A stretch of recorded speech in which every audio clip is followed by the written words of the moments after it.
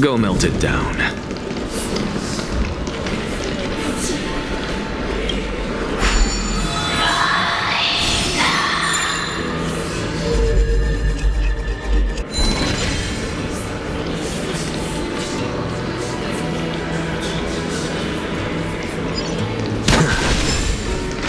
So, we meet again.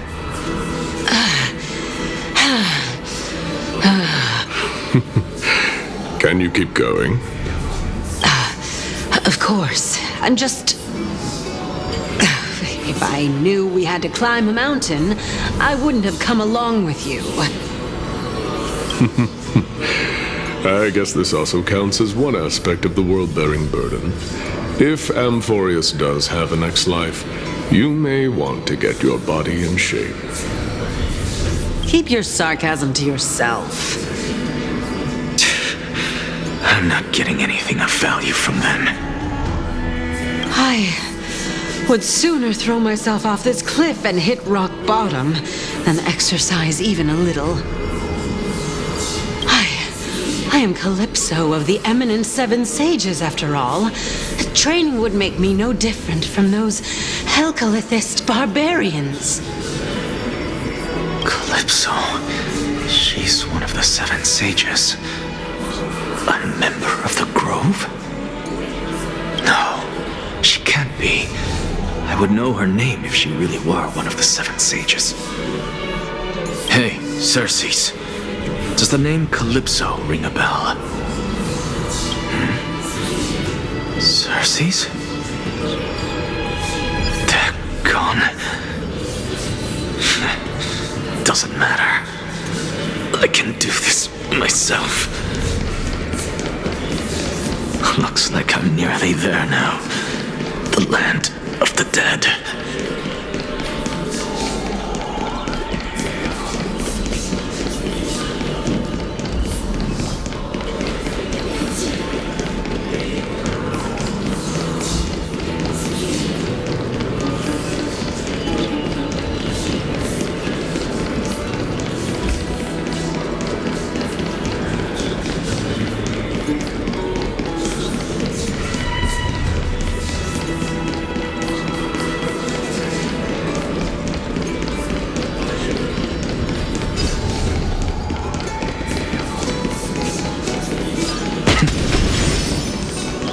Oh, beautiful old world.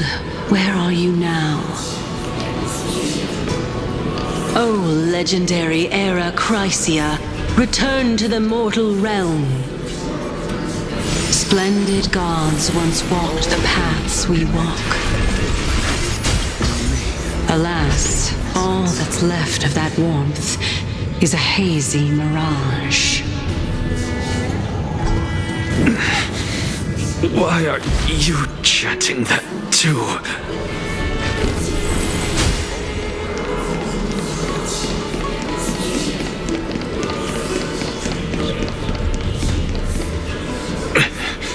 We're here, finally. So, I don't get to ask the Titan my question, but all of you make for a pleasant surprise, nonetheless. Very well then. Let me uncover the truth for myself.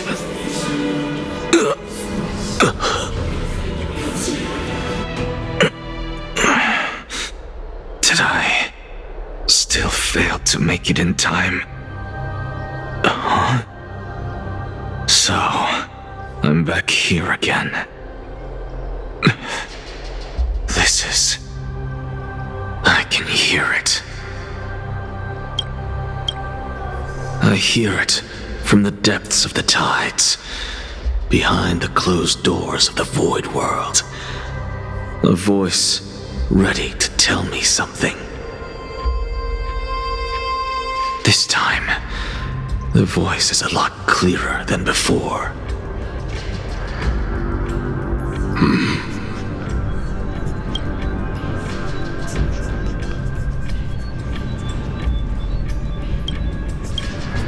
Since we've come this far, let's just wait.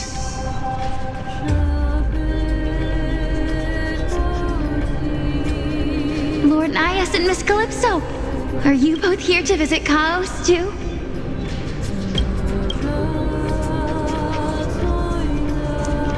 Yes, and we've been waiting for quite some time now.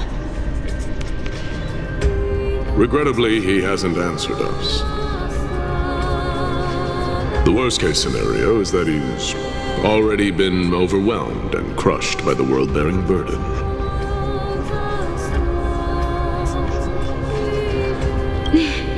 You're overthinking, Lord Nias. I can still sense Chaos' soul in the area. And besides, we both know Chaos' nature. A deliverer like him wouldn't fall so readily, much less give up on all that he holds dear. Isn't that so? Yes, I have faith in him. That reminds me. Why are you making this trip alone, Polixia? Oh, my sister needs more time to make sure the flowers are fine. Such a pity. Both of you have hearts kinder than anyone else.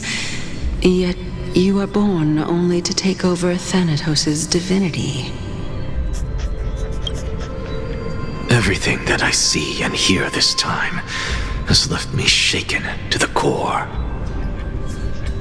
What may seem like a mundane conversation is in truth a once-in-a-lifetime exchange that has revealed the ultimate answer to Circe's question. The conjecture has taken shape and must now be solidified into a theorem. Next, I only need to seek verification from Kefali. By doing so, I can answer Circe's question and reclaim my body. But no, I will not do that. That isn't important. Because another one of my conjectures, one that I have always dreamed of proving, has been proved right this very instant. Fusing a mortal soul with that of a titan to replace said titan is not a ludicrous idea after all.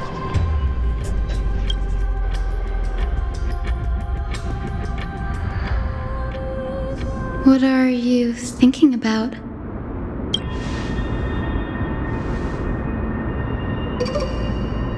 Is that so? You don't look the slightest bit amazed, though. Plus, you seem to be strangely familiar with the city around the Great Tree.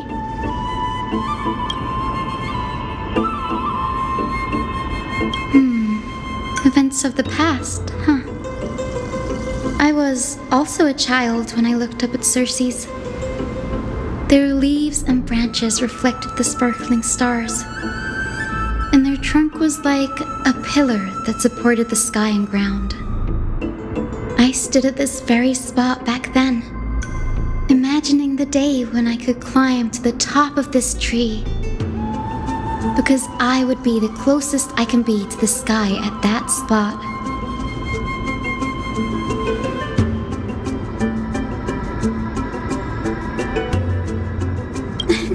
Don't read too much into it. I mean, can mortals even hope to reach Aquila's realm? They're a strict and draconian god, nothing like Circe's.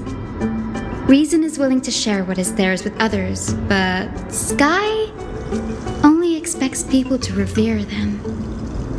You get what I'm saying, right, Denny? After all, the titan that imprisoned you and Grey here in Amphoreus is none other than Aquila themselves.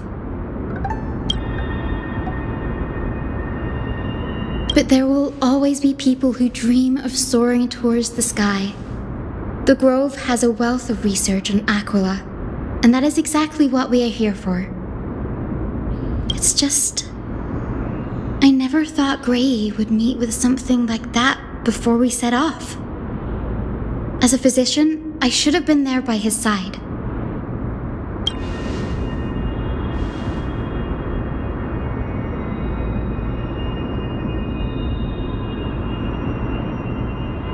Yeah, there's no rest for the weary, huh?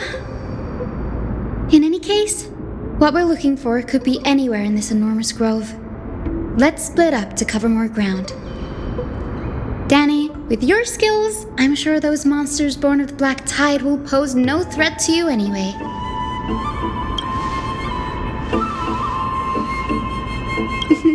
Have you forgotten that you're talking to the chief physician of the Twilight Courtyard? Have more faith in me. I'll be just fine.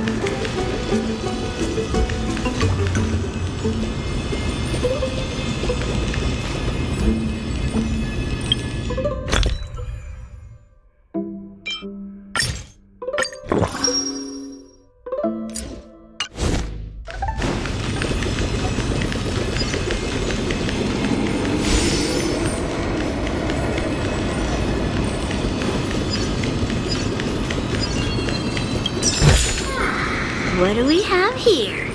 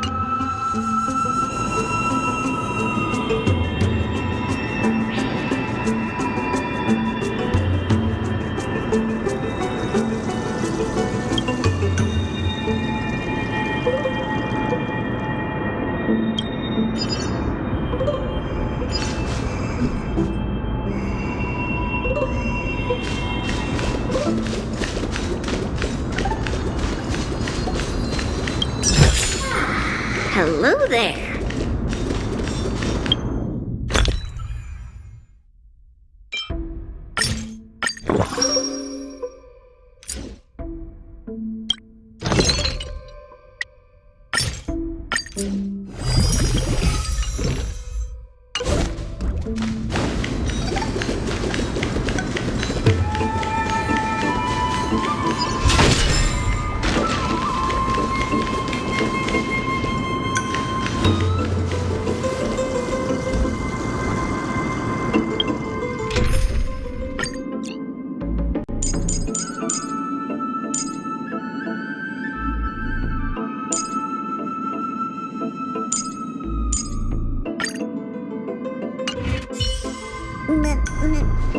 This will strengthen our position.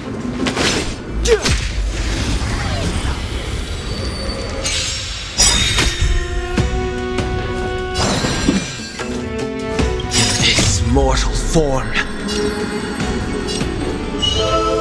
I will walk with you, watch over you, and guide you on your path. Radiant Spirit, heed my word. Show no mercy!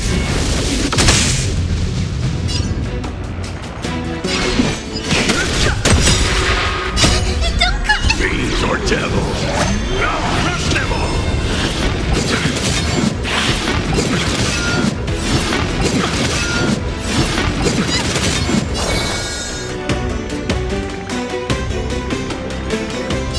Get them! I'll overcome the thorns. A foregone conclusion. Conflict is pitiless! Too late to repent.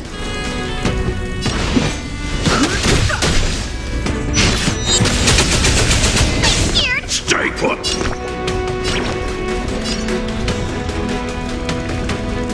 Get them!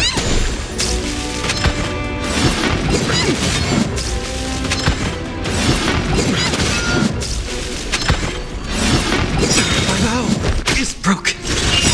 The truth of life and death, revealed in an instant. This sanctuary is but a vision.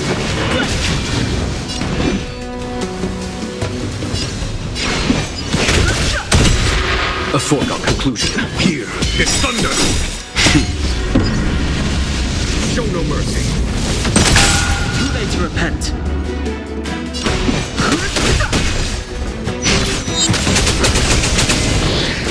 I'm gonna hold everyone back again!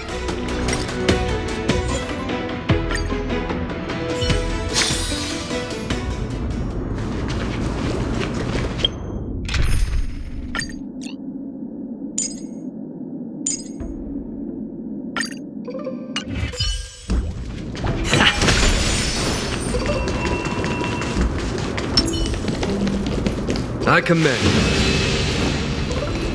So,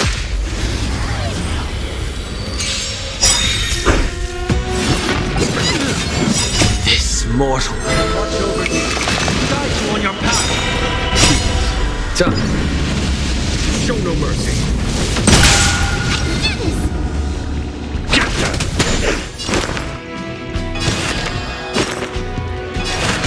Now farewell. Conflict is pitiless!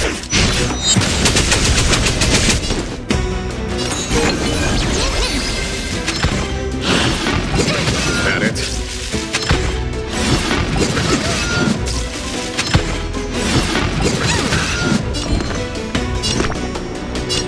I can't think.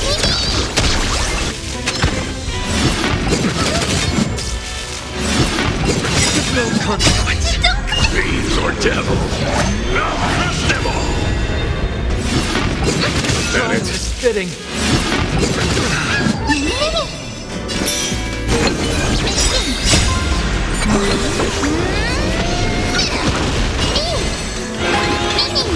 Follow my charge. Here is thunder!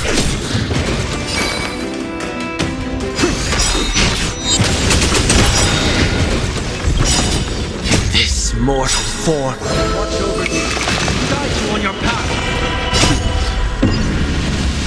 Show no mercy!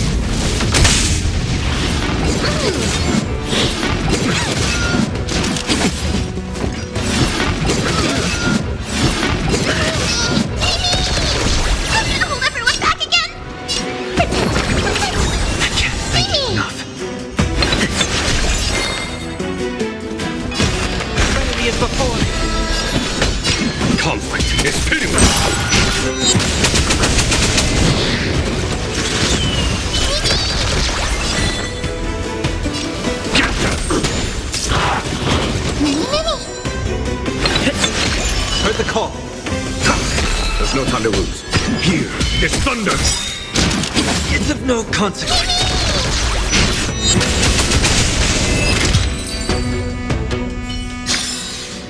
Battles are chess games. No two are alike. A day of peaceful repose.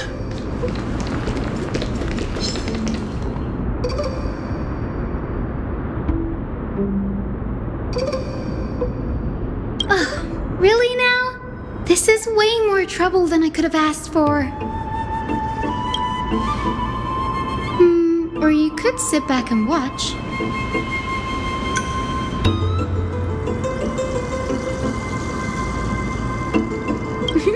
I'm kidding, Danny. Lend me a hand, pretty please. All right, now let's get him.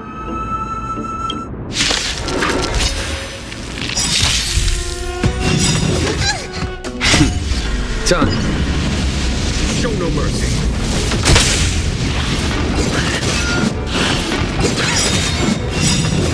Was that it? This mortal watch over you, guide you on your path.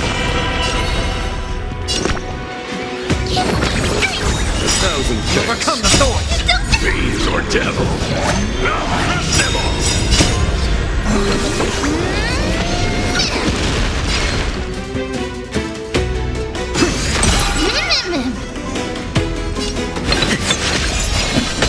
Conflict is pitiless.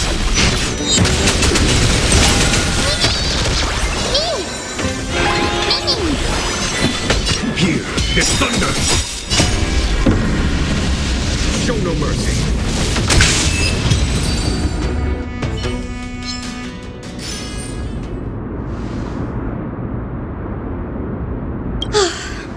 The Black Tide is remarkably quick to detect the light of Amphoreus.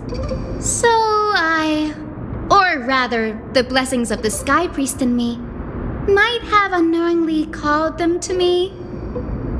Anyway, never mind that for now.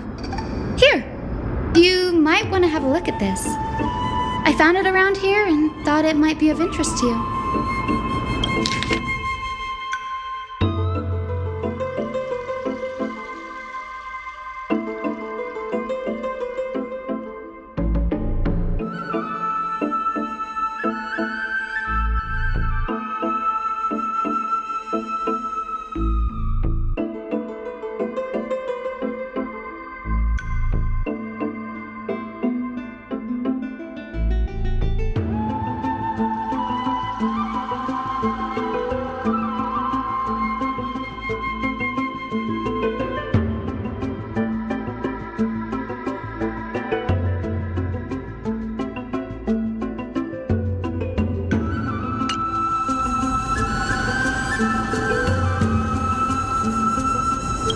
This is new. I didn't know Professor Anaxter was researching the sky. He's never mentioned anything about it.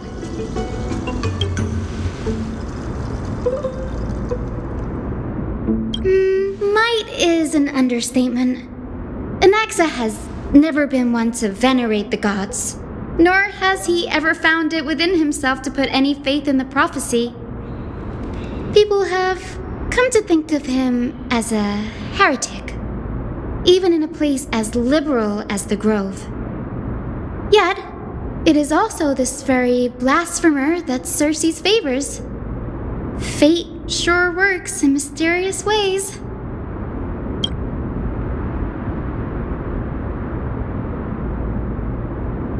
Oh, let me have a look.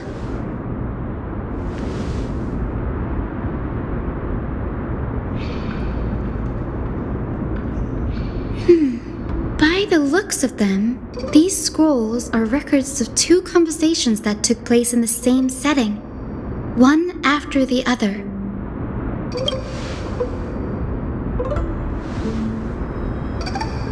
Sure, go ahead. The Grove of Epiphany is home to 7 schools of thought.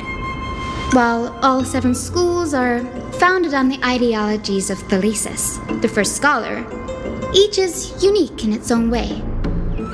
Among them, the Venerationists revere and worship the Titans the most. As the sage of the Venerationists, Euthyphro has always been at loggerheads with Anaxa. If we were to place the 7 sages on the scales of Talanton, Anaxa and Euthyphro would be placed on opposite sides to achieve balance.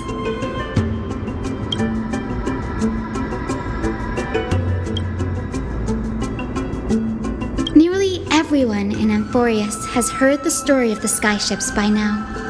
Aquila's stature is loftier than the heavens, and their divine retribution is merciless. That's why it's no use building giant skyfaring ships. Oh, but I do wonder if a supercharged mini Treaty cannon could slip past their watch.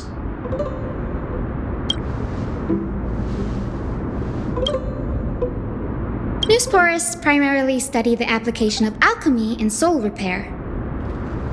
Everyone considers Anaxa a blasphemer, but that has never stopped him from sharing his ideas, no matter how taboo. If you must say that he's hiding something, then it's likely what lies beneath his eye patch. Anaxa often says that every failure brings us one step closer to the truth. Perhaps, to him, the crash of the skyship carries a different interpretation. The firmament is not impenetrable. On the contrary, it was precisely because the skyship represented the first step toward breaking free from the shackles of the earth that it provoked the wrath of the Sky Titan and brought divine punishment upon itself. It's a shame that the majority of the Grove's research on Aquila was headed by the Venerationists, with sacrificial rituals making up a predominant part of their findings. Discourse about more esoteric subject matters in relation to Aquila dwindled even further after the skyship incident. So much so that even this scroll is completely new to me.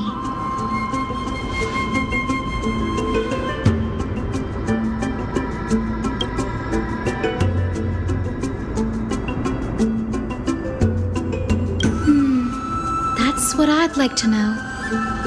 What are these experiments he's involved in? Even I, the assistant lecturer, know next to nothing about them.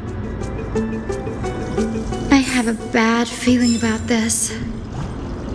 Could there be more to what happened at the Grove?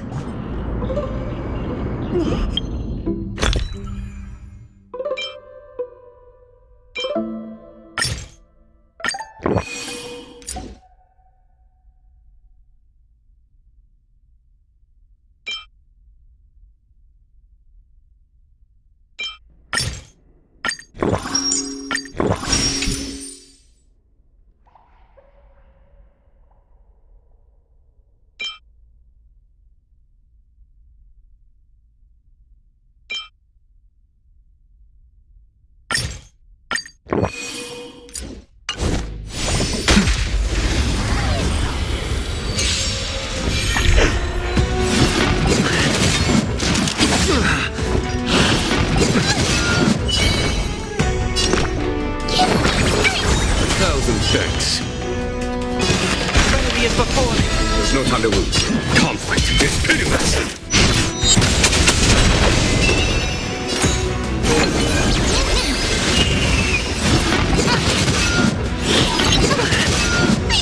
Stay put.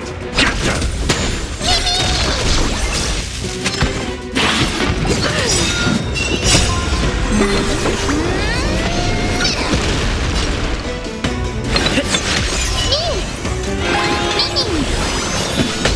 Here is thunder. Show no mercy. Seek and you shall receive.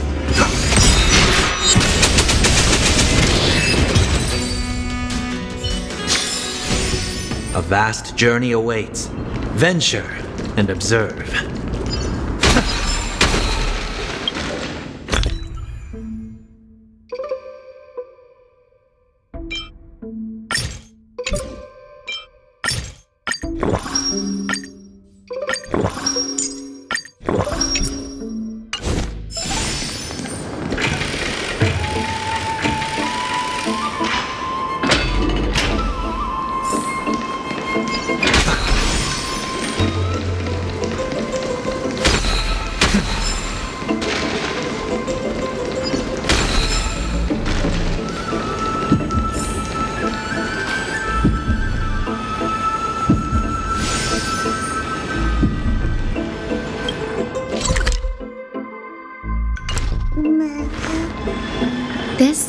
is the Library, a place where the Grove stores its collection of tomes. Other than books written by the 7 schools, you can also find philosophical texts, ballads, and religious writings from the Outlands here. Cities that desire to learn from the Grove were apparently expected to contribute knowledge of equal value to what they sought. We've had more than our fair share of hilarious episodes over the years. For instance, it's said that the Erythrocheramists once borrowed a manuscript from a certain author, but ended up returning a copy instead of the original. What's more, the original manuscript was supposedly then hidden here.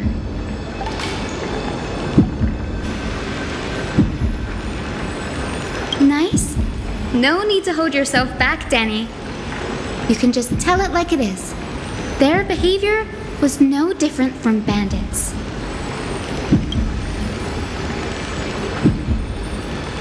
Whew, you've got me there. Some said you couldn't even find a dictionary in Castrum Kremnos, so I guess they were spared. There are too many books in the Library. Flipping through them all will take too long. Why don't we use the Biblioslate to search for the texts we need? We can bring them back to Akama for reading after that.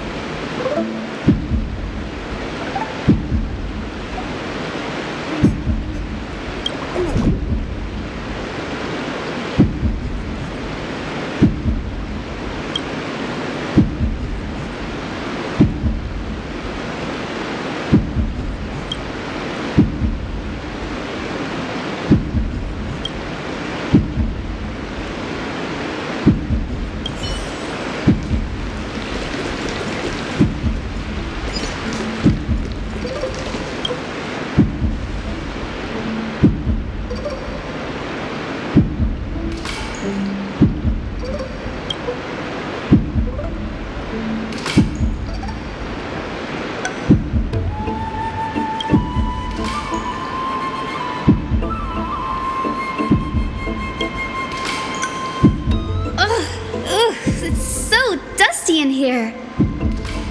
Whoa. Are these all complaints about him?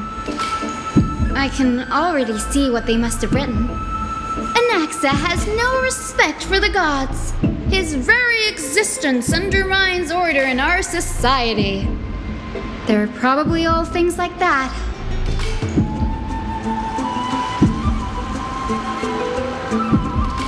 Why else would they call him the Great Performer? When Anaxer established his school of thought, the first thing he apparently did was read his own work to everyone. Are the Titans truly an accurate reflection of what humans think gods should be? Worlds created by gods are indubitably perfect, but what of Amphoreus? Only foolishness and insensitivity everywhere you turn.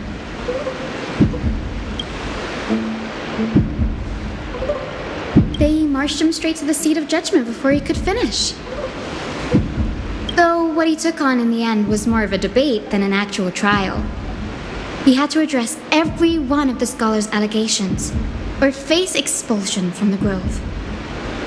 The first allegation was... Do you agree that since the Titans created the heavens and earth, so the mountains, rivers, and seas must likewise be their creations?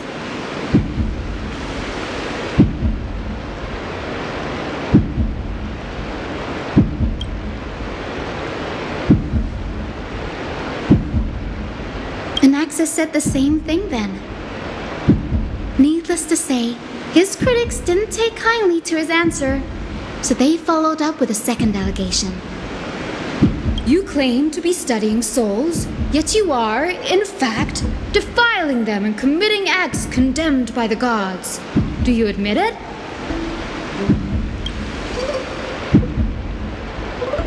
Anaxa always wears an eye patch, never removing it, even when alone.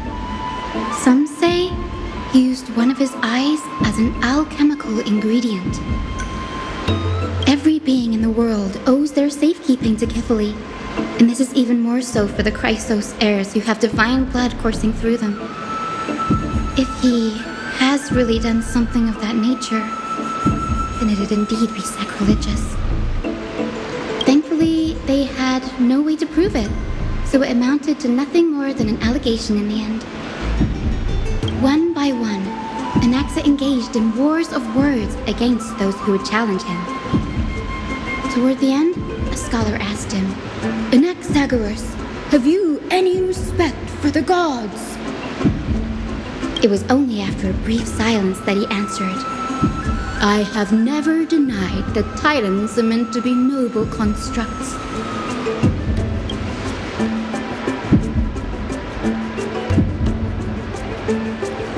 Yes, I'm not sure how that controversy was eventually resolved, but what's for certain at least is that Anaxa was allowed to stay in the Grove where he continued his research, despite being regarded as a heretic. By the way, this stack of complaint letters has reminded me of a place in the Grove. We may find clues there that aren't on the teleslate. I'm talking about Anaxa's alchemy lab, hidden between the cornerstones.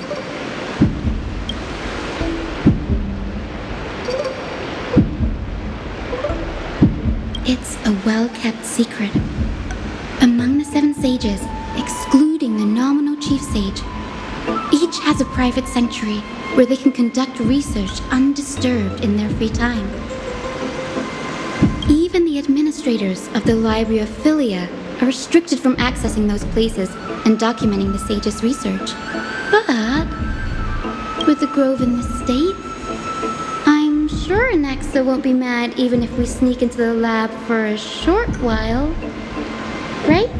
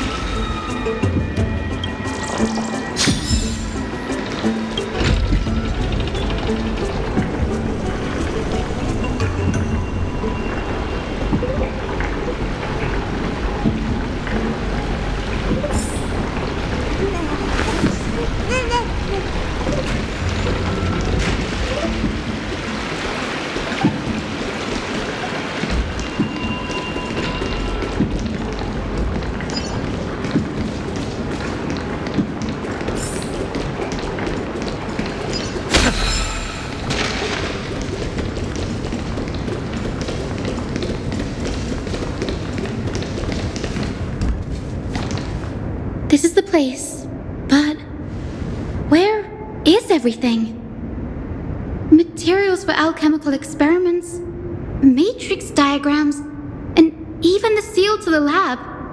They're all gone. Did the black tide destroy it all?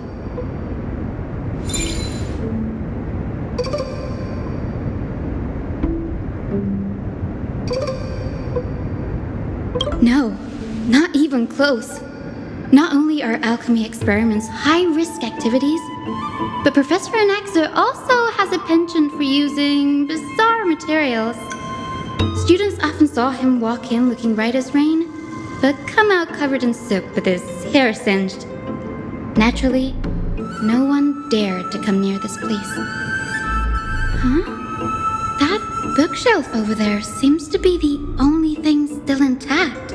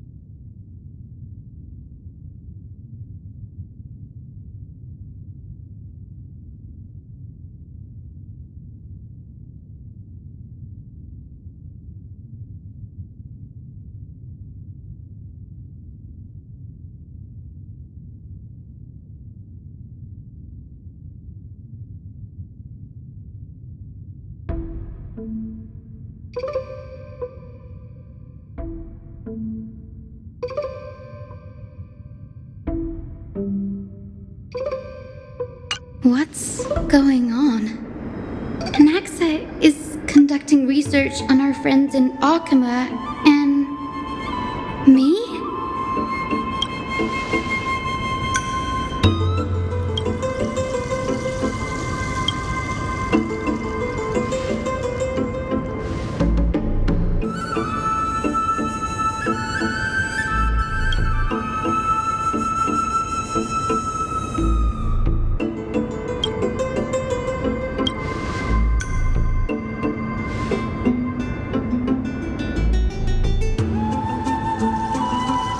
Wouldn't have been so strange if he had focused only on Cassie, given her own curiosity about her origins.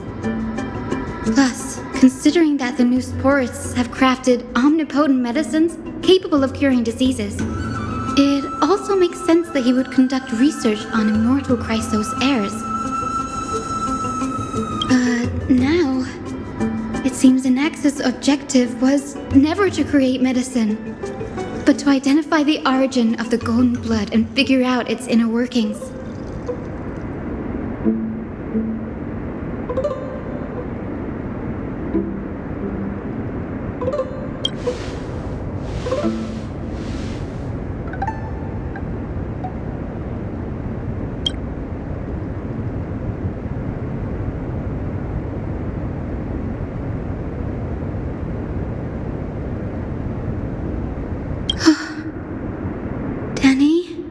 Look at this. I have a bad feeling about this.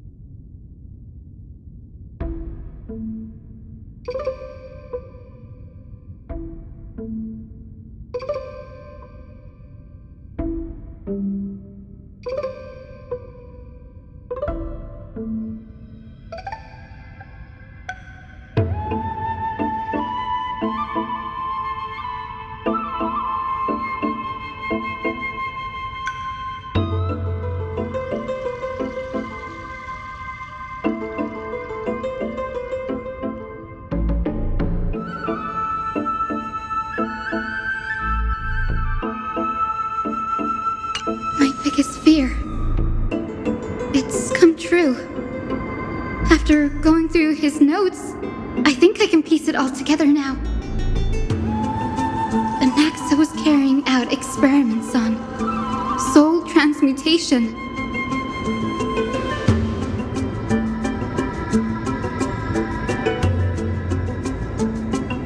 Yes, this is what he was secretly conducting research on. Something he had to keep hidden from others. Compared to his public speeches, this is the real blasphemy.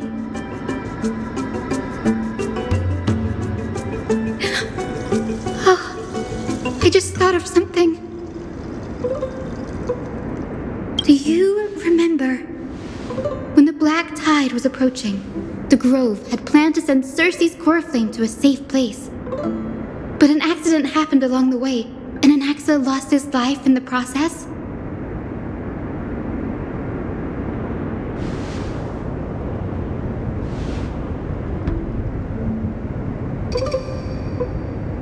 That's right. But what if Professor Anaxa's fusion with the core flame of reason wasn't an accident? Put yourself in his shoes. Knowing that the black tide was closing in and your time was running out, what would you have done?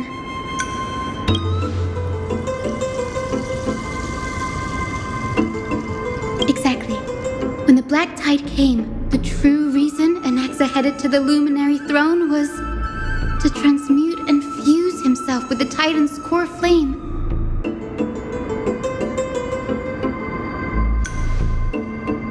No. Judging from how he reacted after the event, the results came as a surprise. Maybe he failed to consider the possibility that Cersei's would make a similar decision. The manuscripts detailing all the alchemical formulae have been taken away. His research is still ongoing.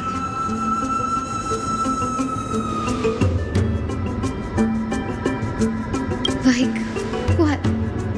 There's only one Titan left in the world now. No. No way.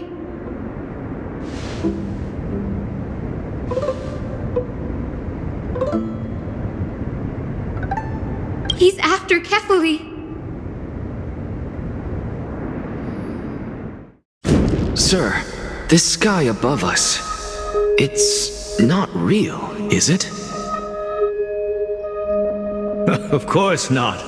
This is just an image from a projection device used for educational purposes. A simple trick. The day-night cycle has been lost to this world, so that students like you may still learn about the night sky. Astronomers have harnessed the Titan's miraculous power to manipulate the light, projecting the nights of the past here for you. Much like how the sky above the Holy City is also illuminated by Kefali's dawn device. So, the skies of Akama are fake too. You mustn't conclude that, Anaxa. You should know that only a child would expose a trick and be proud of it. Often people know more than they let on. They simply choose to feign ignorance because they have no other choice. Then they're just deluding themselves. People believe in Kefali's tale of Genesis, accepting wholesale whatever the priests preach. But we're different. We've already walked out of the firelit cave of ignorance. We have already realized that we live in a world where Titans make the rules. Even when we look at the sky, we're only seeing what they allow us to see. Rather than gazing at this mockery of a night sky fabricated by them for the rest of my life, why shouldn't I be the one to take control of the projection device instead? So much time has passed since you sowed the seeds of doubt in my heart, child. Many a night, I find myself penning down all my theories and wild ideas, only to burn them to ashes when I open my eyes in the day. Why? Because we'll face death by burning if word gets out? As a sage of the Venerationists, my soul has already become inextricably linked to the great tree. Every word I say and every move I make is certain to influence every leaf, every branch, even the tree itself. But above all else, my days are numbered. Instinctively, I have my doubts about the golden blood and the human soul, yet I have no means of verifying them. The golden blood in my veins is woefully thin, and I am loath to waste what little time I have left obsessing over a hypothesis that cannot even be proven in the first place. But I can, sir. I can do it for us. The time is right. Give me all that I need, and I shall accomplish this grand feat on your behalf.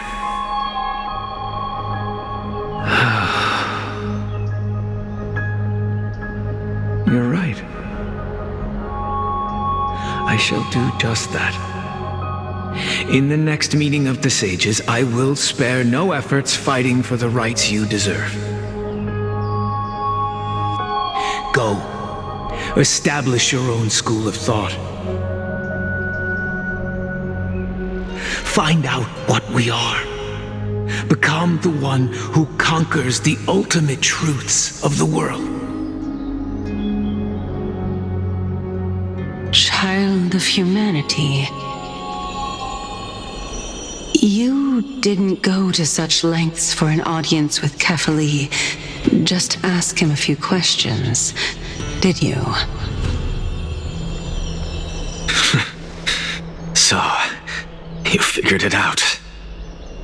If I were as foolish as a Dromus, perhaps I'd throw myself down and prostrate before their greatness, begging for the gods' prophetic wisdom. Well, sorry to disappoint, but I'm no Dromus.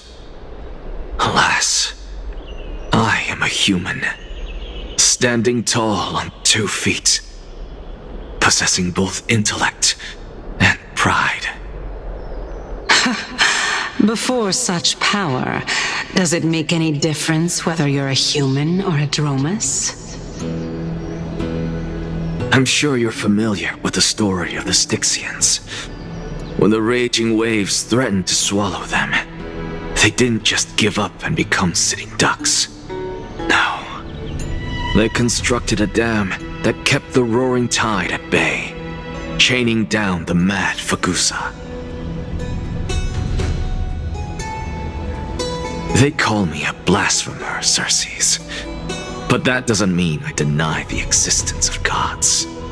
It's just... as I see it, Titans are simply a force that mankind has yet to find a way to tame. Oh?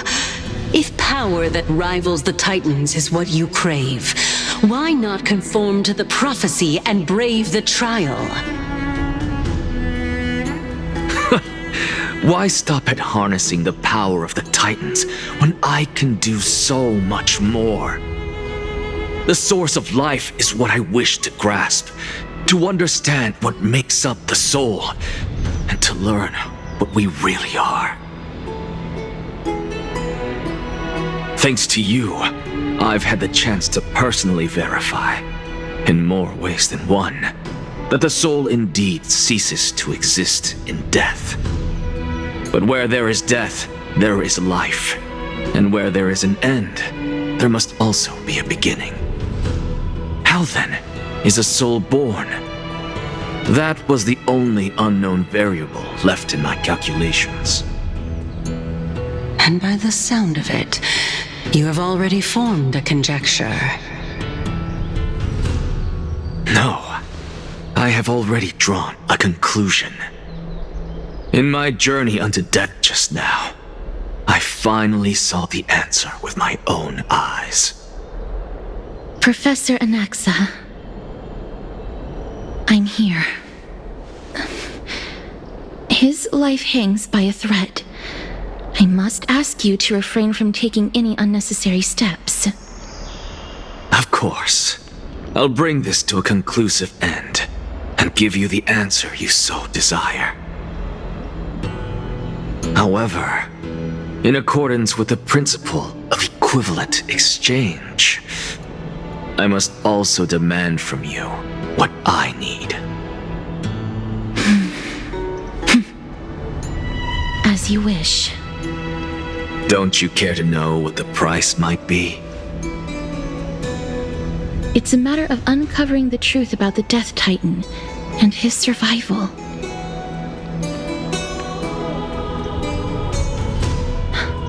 This may be the only time I can ever save someone's life. There is no need for me to think twice. I see. In that case, let the show begin. Indulge me. Am I correct to say that you intend to prove Thanatos' whereabouts and prove the nature of our existence now? Before I begin, I must confess I had been stuck in a cognitive trap all this time. As unrelated as these two propositions may seem at first glance, they are in fact logical equivalents. They are merely two different ways of telling us about what the soul is at its core. The reason I say this is, as I've mentioned earlier, the answer was hidden in my journey unto death. Anaxa, you were in the Netherrealm? Yes, I am but a living dead man now, but that's not important. What truly matters is, I overheard a conversation between heroes. That's not all. Remember how I said you were a part of that conversation too, Circes? And I've told you that I have no recollection of such an event. That was likely just an illusion conjured up by the mind of a dying man.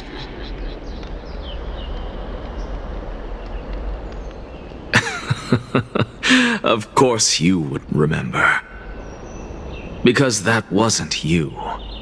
That was Calypso, one of the 7 sages of the Grove. Calypso? Oh, that's the name I made up on a whim when speaking to this girl. How do you know of it? And surely you jest. Don't you think I, of all people, would know if that were the name of one of the 7 sages under the shade of my tree? Don't you claim to know the Grove's past like the back of your hand? It seems you've lost even the memories seared into your soul. Use your head, Circes. Since all of this took place in the realm of the dead, it stands to reason their likenesses are of souls from the past. The living cannot step foot into that world, so who could they be? Think about Calypso. Why does she share your likeness, yet you have no idea who she is? The answer is evident, is it not? Those fallen heroes are the mortal incarnations of the Titans before their ascensions to godhood. The gods aren't master creators born out of thin air, and they are no different from humans, because they all evolved from one.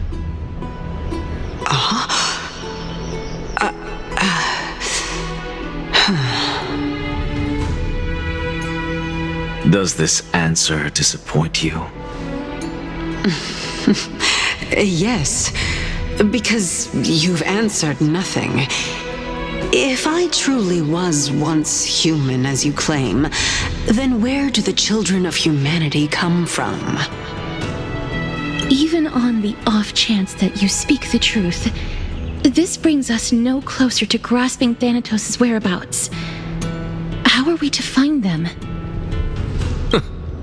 I knew you would say that. But it matters not. I know what I'm doing. Actually, why don't we have this supreme being standing before us tell us everything? You can revive a Titan? Humans cannot return from the dead. Neither can gods. But all we need to do is look at this from a different perspective, and the problem will resolve itself. The solution is simple. Just like what you did to me.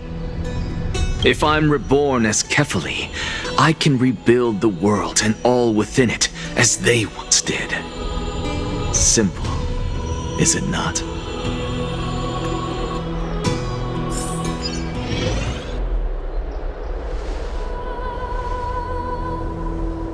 I have news from Hyacinth and Danheng. Anaxa might be trying to do something with Kefali's divine body. Kefali? But what could Anaxa want? Is the Council of Elders going to sit around and let such a sacrilegious act unfold? That is not possible. He is indeed the great performer, capable of fooling anyone and everyone with his tricks.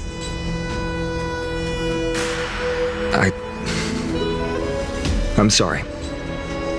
No need for guilt, for this is good news to us. The Council of Elders has found themselves a traitorous ally. Anaxa's ambitious desires will be something we can exploit. What we should be doing now is to keep our eyes peeled for whichever trickery Kainis is up to, and react accordingly to thwart her plans. Being Akima's political center, the Demigod Council holds just as much significance as the Vortex of Genesis. Someday, after my duty is over, this site will take the place of the battlefield where you hunt gods, become the next challenge you ought to overcome. Till then, it's best to get used to this place as soon as possible.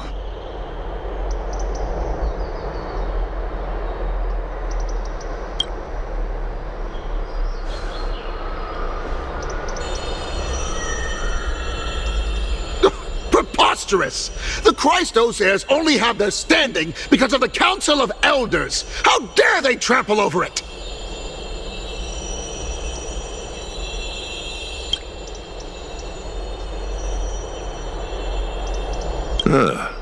It's been a while.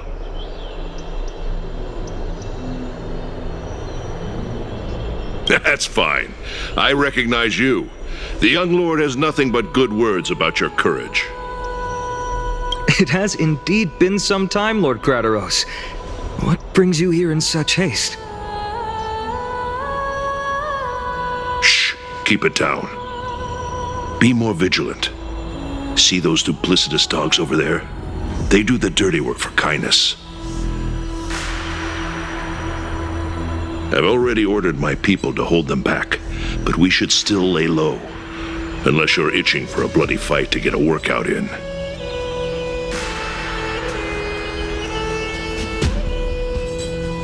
My bad. So, did something happen?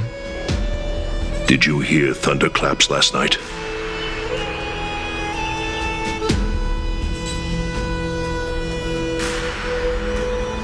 Thunderclaps are beacon signals of strife. They are a message from the young lord. He threw a spear bearing several words at Akama. Watch out. The Flame Reaver is back. I guessed as much. We didn't actually kill them back at the Kremnos Arena. I figured this is something you would want to know. We Kremnoans never back down from a fight. So if you plan to take that thing down in a battle, reach out to me anytime. You have my gratitude. I will let Aglaya know about this right away. Remind her to be on her toes while you're at it. That vicious kindness has been unusually active lately. Those lackeys she keeps under cover have been going in and out of the city a lot more frequently these days.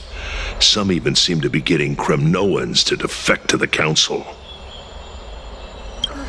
Get off the Get off! Get out! How dare you! That's her. Looks like you can see it for yourself. We should get back. Thank you for the intel, Lord Crateros.